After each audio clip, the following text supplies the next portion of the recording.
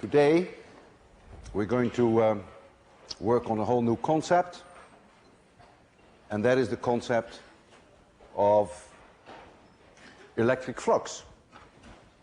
We've come a long way.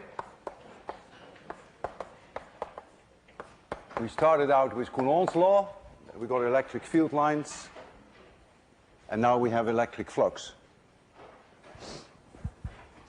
Suppose I have an electric field, which is like so, and I bring in that electric field a surface, an open surface, like a handkerchief or a piece of paper.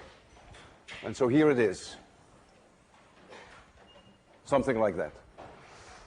And I carve this surface up in very small surface elements, each with size dA, that's the area, teeny weeny little area, and let this be the normal N roof, the normal on that surface. So now the local electric field, say at that location, would be, for instance, this. That's a vector. The electric flux d phi that goes through this little surface now is defined as the dot product of E and the vector perpendicular to this element, which has this as a magnitude dA. Now our book will always write for NdA simply dA. So I will do that also, although I don't like it, but I will follow the notation of the book. So this vector dA is always perpendicular to that little element dA, and it has the magnitude dA. And so this, since it is a dot product, is the magnitude of E times the area dA times the cosine of the angle between these two vectors, theta. And this is scalar. The number can be larger than 0, smaller than 0, and it can be 0. And I can calculate the flux through the entire surface by doing an integral over that whole surface. The unit of flux follows immediately from the definition. That is newtons per coulomb. So the units of this flux is newtons per coulomb times square meters. But no one ever thinks of it that way, just SI units. I can give you some intuition for this flux by comparing it first with an airflow. These red arrows that you see there represent the velocity of air. And you see there a black rectangle 3 times. In the first case, notice that the normal to the surface of that area is parallel to the velocity vector of the air. And so if you want to know now what the amount of air is in terms of cubic meters per second going through this rectangle, it would be V times A. It's very simple. However, if you rotate this rectangle 90 degrees so that the normal to that rectangle is perpendicular to the velocity vector, nothing goes through that rectangle, and so it's 0. And so now the flux, you can take it, air flux is 0. And if the angle is 60 degrees, then it is, of course, V times A times the cosine of 60 degrees. Now think of these red vectors as electric fields. So now the electric flux going in the first case through that surface is now simply E times A. In the second case, it's 0. And in the last case, it is EA times the cosine of 60 degrees. And so you can sometimes think of this as airflows. We also saw that when we dealt with field lines that can come in sometimes very handy. I now take a surface which is not open as this one is. This is an open surface. It can come in from both sides. But now I choose one that is completely closed, like a potato bag or a balloon.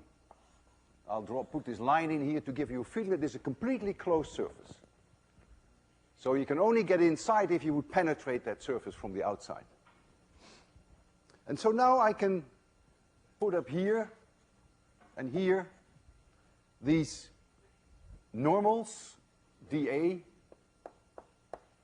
and there's another normal here, maybe in this direction, dA. In this case, by convention, the normal to the surface, locally to the surface, is always from the inside of the surface to the outside world. It's uniquely determined because it's a closed surface. Here, it was not uniquely determined. I arbitrarily chose this one, but I could have flipped it over 180 degrees. Since it's an open surface, it's ill-defined. Here, it's never ill-defined. So the normal is always chosen, go from the inside to the outside. And now I can calculate the total flux going through this closed surface, locally multiplying E with dA, dot product, over the whole surface, out comes a certain number. And that is now therefore the integral of E dot dA integrated over that closed surface. And since it is a closed surface, we put a circle here to remind us that it is a closed integral. And here, in this case, it is a closed surface. And this now is the total flux through that surface. It could be larger than 0. It could be smaller than 0. It's a scalar, it's not a vector. It could be equal to 0. If it's equal to 0, then you can think of it, whatever flows in, if you think of it as air, also flows out. If more flows out than flows in, then it is positive. If more flows in than flows out, it is negative. So let's now calculate the flux for a very simple case where I have a point charge. So here, I have a point charge, and I'm going to put a bag around this point charge, and the bag is a sphere. It is a sphere, and the sphere has radius capital R. And let this charge be plus Q, just for simplicity. Well, I pick a small element dA here, and that element dA is radially outward. dA. This is the normal to that surface, so that is radial. The electric field at that point is also radial. We have dealt with that before. So the A and E, not only here, but anywhere on the surface of this sphere, are parallel. So the cosine of the angle equals 1. I can also introduce here the unit vector R roof, which is the unit vector going from capital Q to that element where I evaluate the teeny-weeny little amount of flux. So if now I want to know what the total flux is through this sphere, that's very easy. Because since this is a sphere, the E vector in magnitude is everywhere the same, because the radius is the same distance to this charge, and dA and E are parallel. So it's simply the surface 4 pi r squared of that sphere times E. And so now I have that the total flux through that closed surface is simply 4 pi r squared times E. Well, what is E? The electric field at this distance r equals Q divided by 4 pi epsilon 0 r squared times r roof. That gives me the direction. And so, if I know that the flux is 4 pi r squared times E, I put the 4 pi r squared here, I lose the 4 pi r squared, and I find that the E vector, at least the magnitude of the electric field, that the flux phi, that's what I want to calculate, I multiply this by E equals Q divided by epsilon 0. And this is independent of the distance r. And that's not so surprising, because if you think of it as air flowing out, then all the air has to come out somehow, whether I make the sphere this big or whether I make the sphere this big. So the flux being independent of the size of my sphere, the flux is given by the charge, which is right here at the center, divided by epsilon 0. Now, if I had chosen some other shape, not a sphere, but I have dented it like this, it's clear that the air that flows out would be exactly the same. And so I don't have to take a sphere to find this result. I could have taken any type of strange closed surface around this point charge, and I would have found exactly the same result. And if I put more than one charge inside this potato bag, then clearly, since I know that electric fields from different charges can be added, should be added vectorially, it is clear that the relation should also hold for any collection of charges inside the bag. And therefore, we now arrive at our first milestone in 802, which we call Gauss's law. And Gauss's law says that the flux, the electric flux, going through a closed surface, being the closed surface of E dot dA, is the sum of all charges Q which are inside the bag that you may choose at any time you pick that bag, divided by epsilon 0. And this is the first of 4 equations of Maxwell, which are at the heart of this course.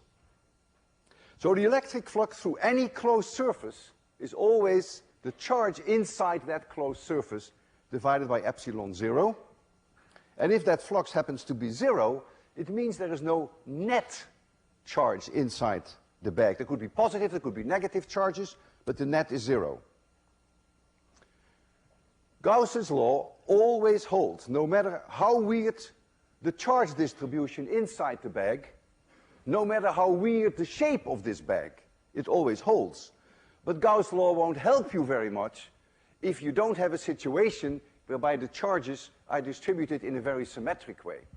Gauss' law holds, but it doesn't do you any good if you want to calculate the electric field.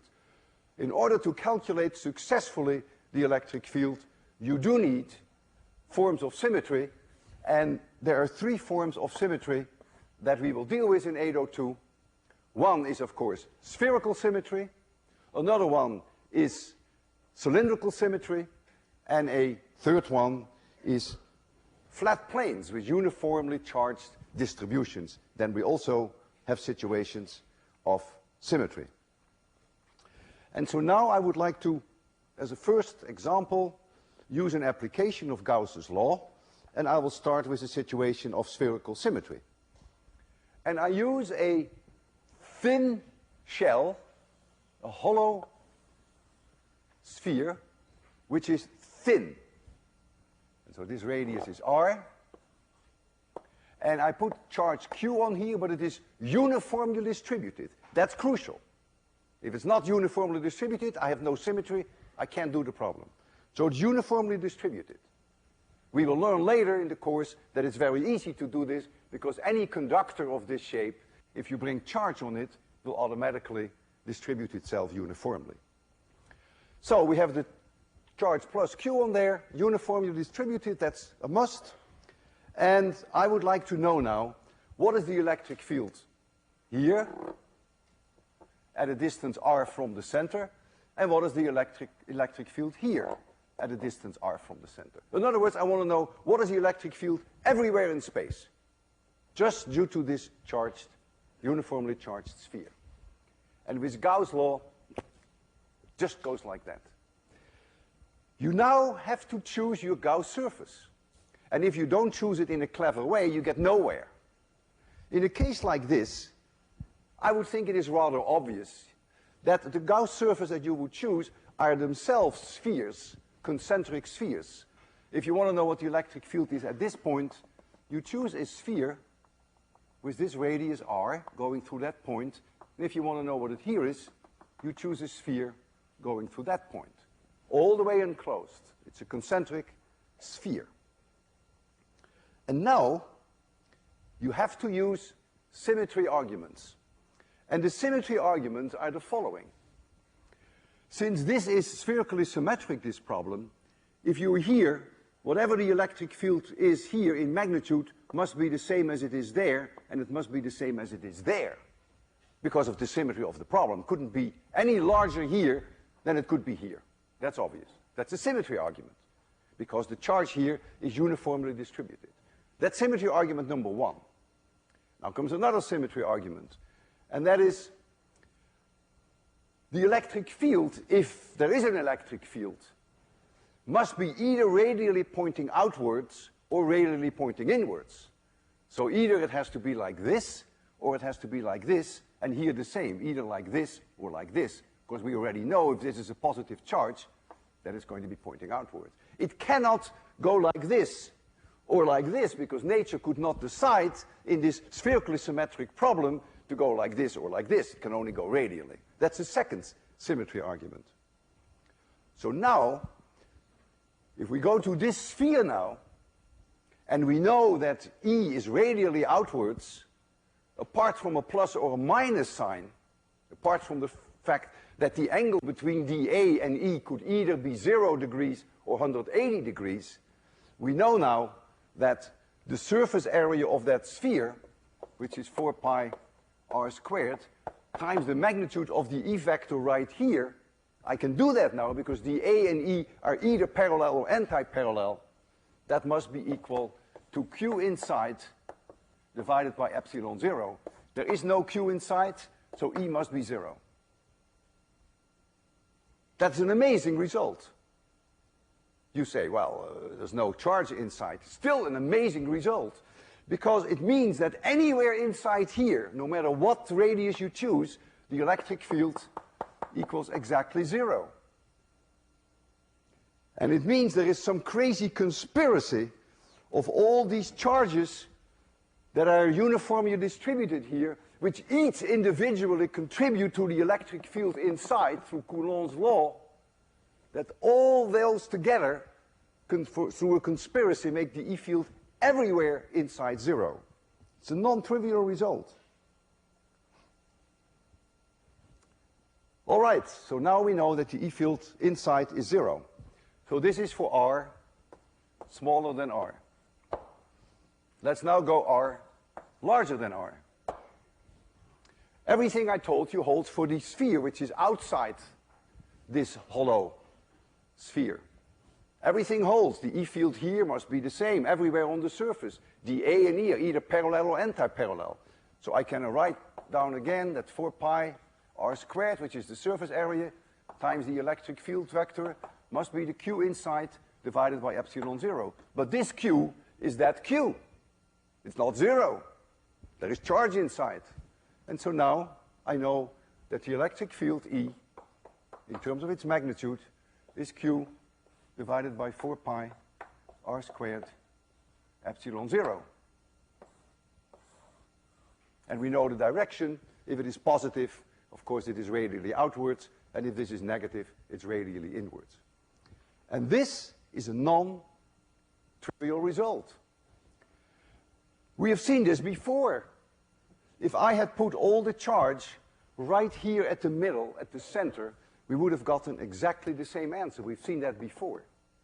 In other words, whether the charge is uniformly distributed over a sphere, or whether the charge is all of it exactly at the center of the sphere, that makes no difference for the E field as long as you're outside the sphere. If you plot the electric field as a function of R, and if here is capital R, and if this is the field strength, then you would get that the electric field is 0 inside, jumps to a maximum value, and this falls off as 1 over r squared, proportional to 1 over r squared.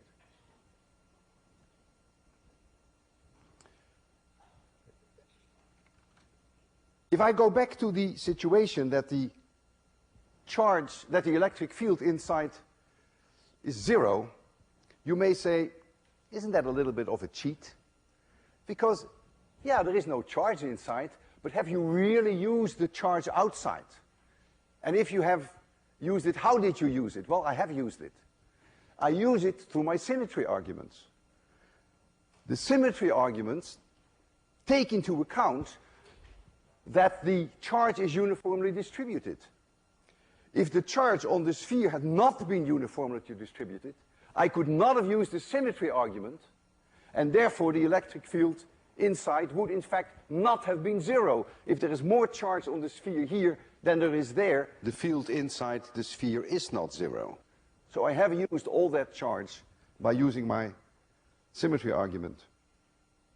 Gauss's law and Coulomb's law, in a way, are the same law. They both link the electric field with the charge Q. Key is the fact that the electric force falls off as 1 over r squared. If the electric field strength did not fall off as 1 over r squared, Gauss's law would not even hold, and the electric field inside this uniformly charged sphere would not be 0. So it is the immediate consequence of the fact that electric forces fall off as 1 over r squared. Gravitational forces also fall off as 1 over r squared. Therefore, if you take a planet, if it existed, which is a hollow spherical planet but hollow inside, it means there would be no gravitational field inside that hollow planet. So if you were there, there would be no gravitational force on you, if it is spherical. If that planet were a cubical planet, then the gravitational field inside would not be 0.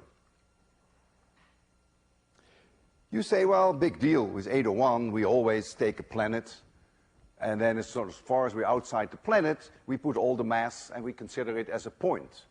Yeah, indeed. It's not a big deal for you, and it is not a big deal for me, but it was a big deal for Newton.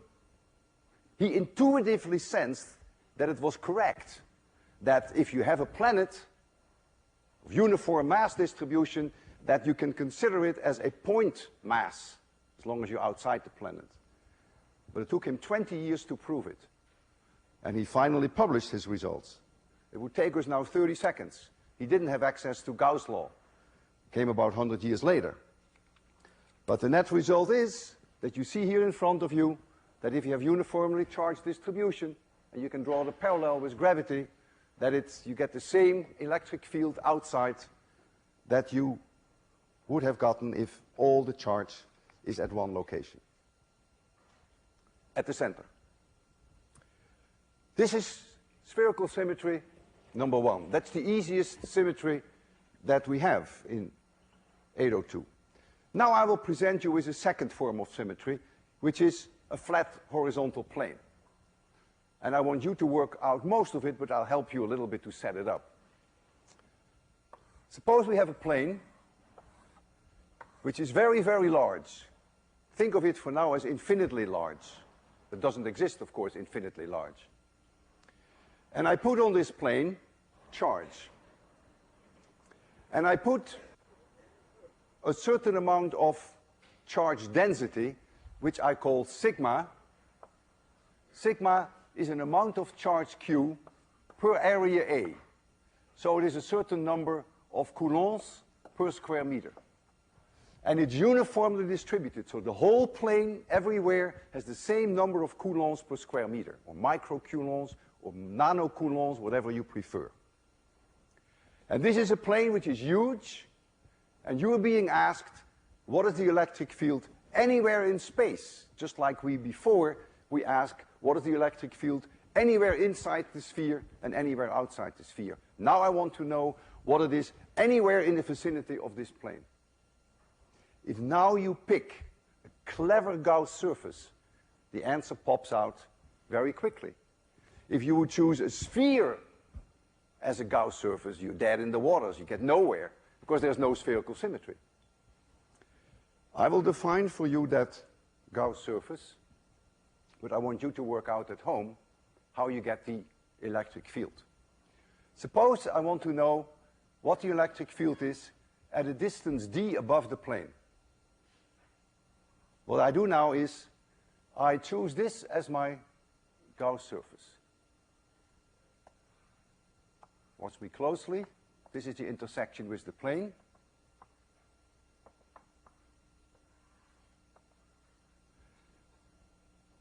This is my Gauss surface. It is a closed surface. 3 conditions have to be met for you to be able to calculate what the E vector is at that location D. The first one is that this is a flat plane here, and this is the same flat plane. It must be parallel to this plane. That's a must. If you don't do that, you can't use Gauss' law. The second one is that these vertical walls that you have here are indeed perpendicular to that plane. In other words, these are parallel, and these are exactly vertical. If you don't make them vertical, if you do this, you're dead in the waters. You can't use Gauss' law very effectively. And then the third argument, which is very important, that this flat surface is a distance d above the plane, and that this flat surface is exactly the same distance below the plane. And you can already smell why that is important. Because if you ever want to use a symmetry argument, if this plane is uniformly charged, the electric field vector here, in terms of magnitude, obviously must be the same as there in terms of magnitude, maybe not in terms of direction, as long as this d is the same as that d. So that's why it's important that the 2 d's are the same. And the only charge that you have inside when you apply Gauss's law is the charge which is, of course, here. That's the only charge inside that closed box. If you work this out at home, you will find an amazing result. You will find that the electric flux through these vertical walls, 0. Nothing comes out through the vertical walls. Think about it, why that is. Use symmetry arguments. But something comes out here or comes in here if it is a negative charge, and something goes out here.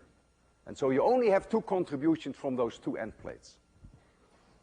You'll work on that, and you will find, perhaps to your amazing result, that the electric field equals sigma divided by 2 epsilon 0, and that it is independent of how far you are from that plane. Whether you're very far away or whether you're close, it's the same. So if this is that plane, and if the plane is positively charged, then E would be like this here, and E would be like this here, and it would be independent of distance, and if it is negatively charged, the E would be like so, and it would be like so, pointing towards the plane, and in all cases would the magnitude be sigma divided by 2 epsilon 0. Does it mean if I go very far away from that plane that it is still independent of the distance?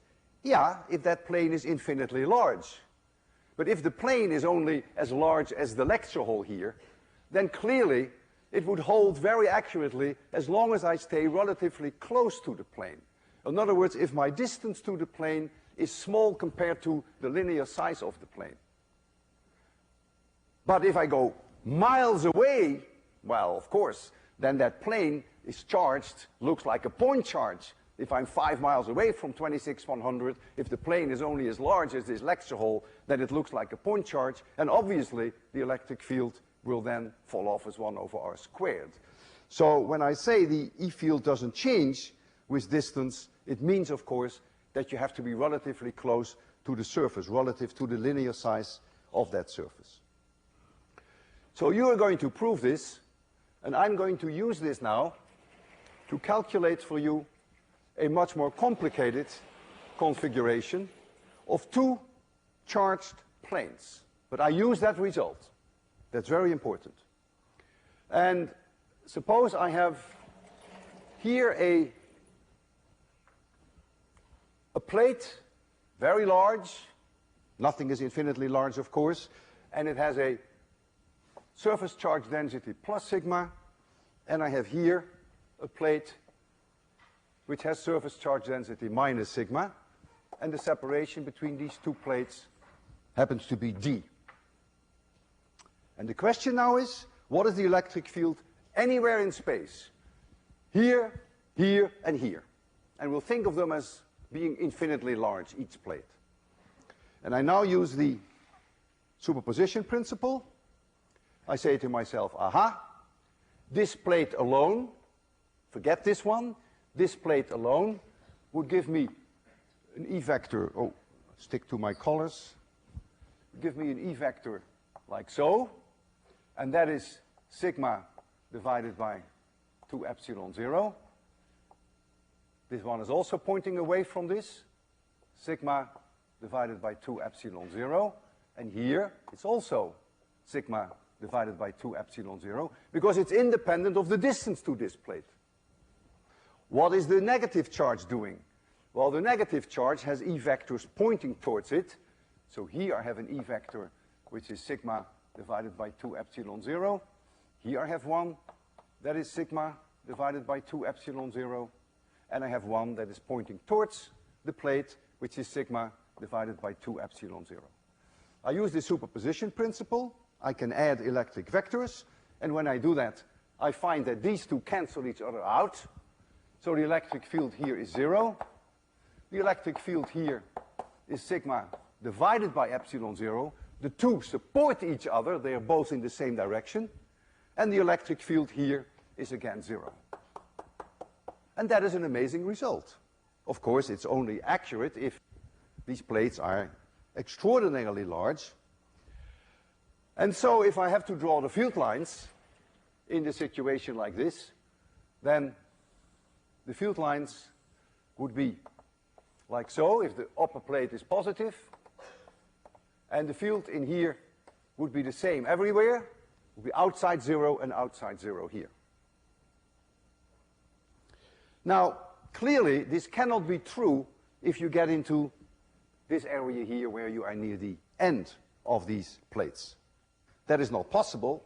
Why not? Well, you can't use your symmetry argument, so Gauss' law is not going to help you if you get anywhere near this area. And it is very difficult to calculate the electric field configuration when you are near the edges, which we call the fringe field. Maxwell, of course, was a clever man, and he knew how to do that. Today we can also do that very easily with computers, but I'll show you from Maxwell's original publications that in a situation like that, he was already perfectly capable of calculating these electric field lines. And you have these two horizontal plates, which one is plus and which one is minus doesn't matter. He doesn't put arrows in there. And what you see is an extremely strong field inside the two plates. Remember that the density of field lines tells you something about the strength of the field. Very strong field, but when you get near the edge, the field is not really 0. The field strength drops very rapidly because, look, the density is very low, but it is not 0, and the electric field is not 0 here either, and is not 0 there. In our assumption, in our simplification, we have, however, assumed that the plate is so large that we don't have to worry about any end effects, and in that case, the electric field is only existent in between the plates, but not anywhere else. I now want to demonstrate to you some of the things that we have learned today. And the first thing that I want to demonstrate is that the electric field outside a large plane is more or less constant. Doesn't matter how far away you are. Now, the way I'm going to do that is, of course, I don't have an infinite large plane. The plane that you're going to see is only a few square meters in size. and so it's only something like 1 by 1 meter, then it would only be true that the electric field is very close to constant if I stay very close to that plane. The moment that I go out as far as a meter, of course, it's no longer true. So it's very qualitative what I'm going to show you. But you're going to see very shortly there a very large plane. We're going to get it in a few minutes. And let's assume that we look at that plane edge on. So here is that plane. Look at it from edge on, it will be put here. It will block your view, that's why we don't have it up now. And what I will do now is I will connect that with the Van de Graaff, which is behind it. If you wait a few minutes, then class will pay attention to me and not to you. Here's the Van de Graaff. We're going to attach it to the Van de Graaff. And then we use this interesting fishing rod, which is a small mylar balloon, which we will charge with the same charge as the Van de Graaff, the same charge as the plate. And we will hold that in front of the plane. And then, of course, there will be a force. So here is my glass rod. This is the vertical. And because there will be a repelling force on this air-filled balloon, there will be an angle. There's an electric force on it because the two have the same charge. And this is the angle theta that I will show you, projected on that wall. And when I move this away from this plane, you will see that the angle theta becomes smaller. Yes, of course, because look how small that plane is. No matter what I do, if I go from 20 to 40 centimeters, you can't really say that the plane is infinitely large compared to 40 centimeters. But you will see that the angle of theta will change very slowly. And then we will remove that plane, and then we will do exactly the same experiment, but we will use only the Van de Graaff, which produces now an electric field. And that electric field now falls off as 1 over r squared. It's not constant as a function of distance, but it falls off as 1 over r squared. This is a hollow sphere. So you can think of it as all the charge right at the center, as we demonstrated. It's on the blackboard still here. You know, you get that amazing result. And so now, if I place this fishing rod, this balloon, near the spherical Van de Graaff, you will see that this angle theta drops very fast when I start moving my hand away. Extraordinarily fast. If I double the distance to the center, the force on that little object will become 4 times smaller. It's inverse r squared. So let's first do the plane, and then we'll try to do the single Van de Graaff. And we'll try to optimize the light conditions. We have a projection here. There's a carbon arc, which will hopefully produce some light in that direction, if the carbon arc works. Marco, oh, I forgot to turn on the power. Thank you. So this carbon arc is coming on now, and you'll see there the shadows on that wall. See my hand? Here is that plane, and it is far from infinitely large, that plane. If I were this far away from it, 4 centimeters, very close approximation, it would be infinitely large. But if I'm here and there, and that's where I will be, of course, it is not infinitely large anymore. So let's start the Van de Graaff. You can't see, but I turn it on. It's rotating now. I have to put charge on here, so I'll touch it with the Van de Graaff. And so this is now charged. It has the same charge as the plane. The plane is being charged, and here you see the angle. Try to remember that angle. It's hard to estimate, maybe 15 degrees. You see the vertical. And if now it's about 30 centimeters away from the plane. And if now I go back to 50 centimeters, which is where I'm now, you see the angle hasn't changed very much. If I go further out to 60 centimeters, yeah, the angle goes down a little. Of course it does, but not very much. And if I go far away, all the way to Mass Avenue, of course, the force on this little object would be inversely r squared, because then the whole plane would behave like a point source. So I've shown you that very close to this plane, the electric field stays approximately constant. So if now we remove this, Marcos, if you can, yeah, we'll have to take this also off. Thank you very much. So now we have the Van de Graaff alone. So now we know that the electric field falls off as 1 over r squared. That's a very good approximation now. We can think of the charge as being right at the center. I will give it a little bit of charge. Oh, it is already charged. Okay. So look at the projection. The balloon is now, maybe 30 centimeters away from the center, maybe 40. Oh, the angle is almost 45 degrees. And now I double the distance. I go to about 90 centimeters. And look at that angle theta. The angle theta is now down to, maybe 10 degrees. I will go back where I was. This angle is about 40 degrees. And now it's very small. And when I go here, which is about 1.5 meters, you can hardly see that there's any angle. It's only a few degrees.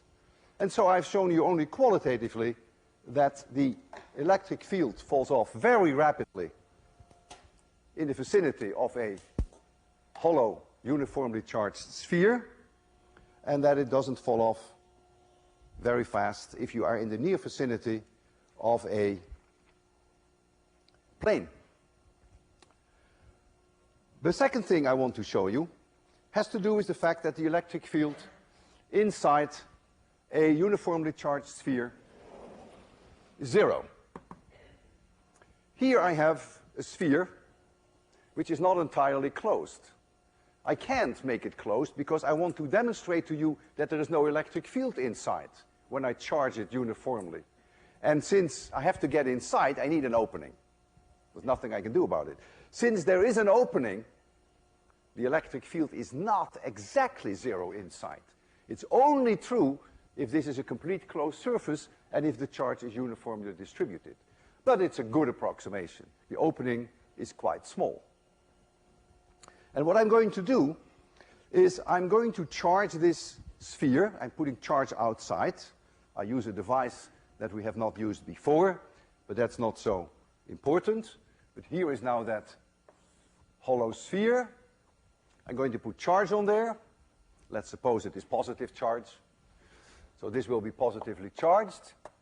Since it is a conductor, as we will learn, I think the next lecture, or at least this week, that the charge will automatically distribute uniformly. It only does that on a conductor.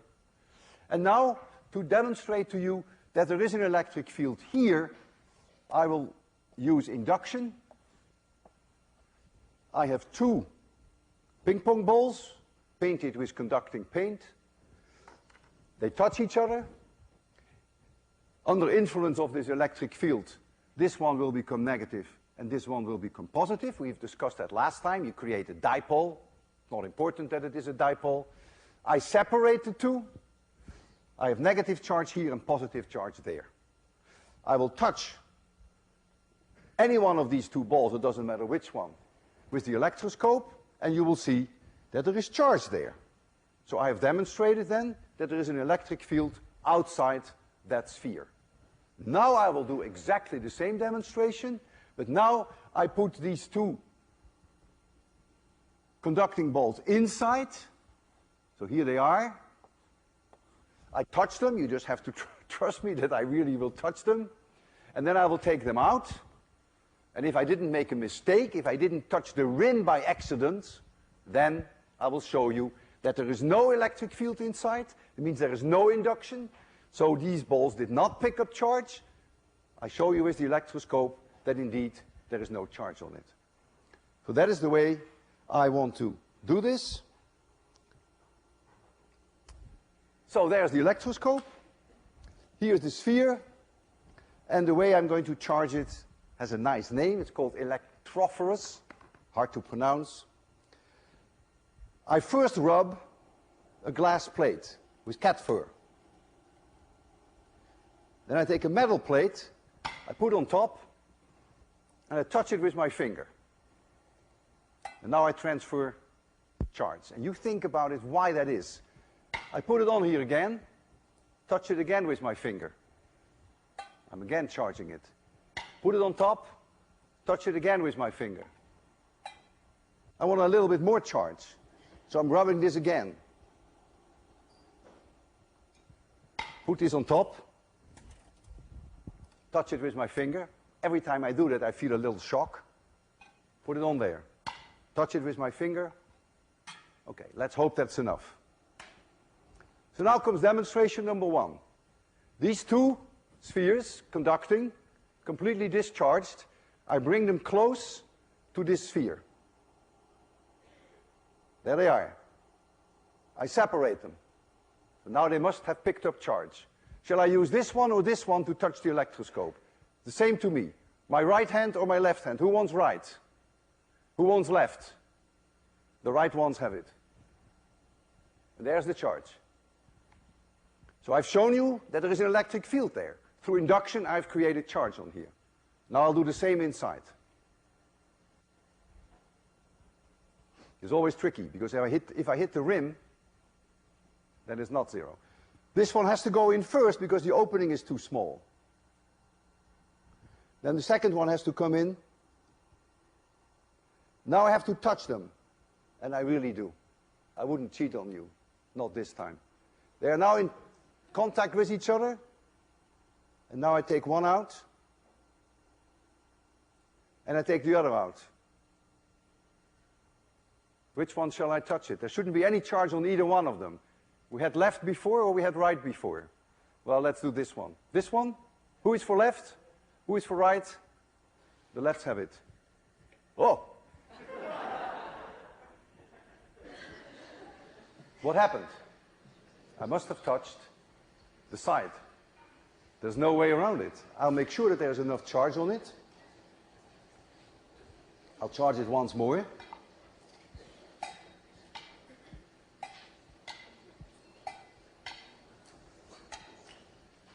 Discharge them. Okay, we'll do it again. Go inside. Go inside. I touch them. Take it out. Take it out. Nothing. Nothing. Maybe teeny weeny little bit. Well, the electric field inside is not necessarily exactly zero, but it's extremely close. The last thing I want to show you has to do with the fringe field that we have seen here. I have here two parallel plates which I'm going to charge with an instrument that we have not seen before, which is called the a Wimshurst. If I rotate this crank, I can produce positive and negative charge, and this plate becomes positively charged and the other plate automatically becomes negatively charged. And I'm going to show this to you right there. That's the idea.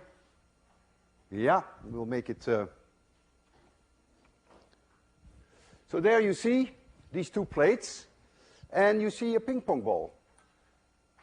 And this ping pong ball is a conductor. We put conducting paint on it. And remember when I did the demonstration with the balloon, which bounced between my head and the Van de Graaff, and every time that it bounced on the Van de Graaff, it took all the charge of the Van de Graaff, and when it bounced on my head, it took my charge, and so it went back and forth along the field lines. And that is what I want to show you now, that this ping pong ball will start to probe that field first outside the capacitor, or I shouldn't use the word capacitor, but these plates, and then I will bring the ping pong ball inside, and then you will see that the field is much stronger there. So let's first get some charge on there. And listen to the sound. Every time that it hits, it bangs. So it's following almost those field lines. And in doing that, it's actually transferring charge every time from one plate to the other. So it's nicely going around in an arc, the way you see it there. So it's clear that there is an electric field outside. I've proven that to you. Otherwise, it would never do what it's doing. So the electric field outside is not exactly zero, of course not. This plate is not infinitely large. And now I will bring this ping pong ball inside. I have to open up the gap a little. And I will bring it inside. And you see the field is much stronger.